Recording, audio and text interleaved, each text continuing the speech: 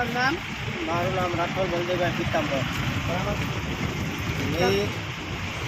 મેં લોન લીધી હતી પહેલાં 10,000ની લીધી, એ પૂર્ણ કરી નાખી. પછી 20,000ની લીધી, એ પણ પૂર્ણ કરી નાખી. અને 50,000ની અત્યારે હાલ ચાલુ છે.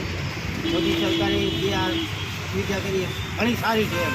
બરાબર. ગરીબ માણસો માટે ઘણું સારું છે આવી.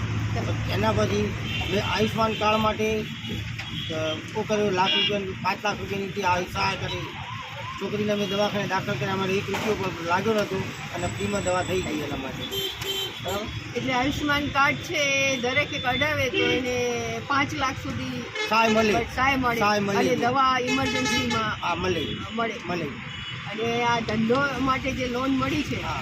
એનાથી ઘણું સારું છે. ઘણું સારું હા. છે. એટલે ધંધાનો વિકાસ કરી શકો અને પોતાના પરિવાર માટેની સુખાકારી વધી શકે.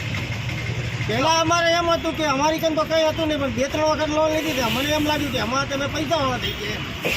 પૈસાવાળા થઈ જાય તો ધીરે ધીરે નરેન્દ્રભાઈ કહે છે કે બધા સુખી થાય ને પૈસાવાળા થાય, ઘરવાળા થાય, દવા નરેન્દ્રભાઈ મોદીની જે નરેન્દ્રભાઈ સાહેબની આ છે ને એ જે સારી છે ઘણી. સારી છે. બરાબર.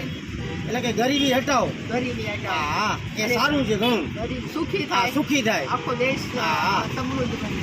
તમને એકી માર્ગે 50,000 રૂપિયા આપે ને તમે થોડા કરીને ભરો તો એમાં ભરપાઈ થઈ જાય. બરાબર. થોડામાં ખબર ના પડે, ભરાઈ જાય એમ.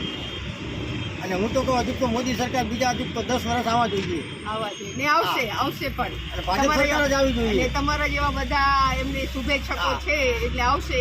અને એનું એક જ અત્યારે આ કહેવું છે કે મોદીની ગેરંટી એટલે ગેરંટી પૂરી હોવાની ગેરંટી. એટલે કે ગરીબ માણસને જે કે છે આપવું છે એ આપવાની ગેરંટી છે. મોદીની ગેરંટી સાચી. એટલે થેન્ક યુ. Thank you.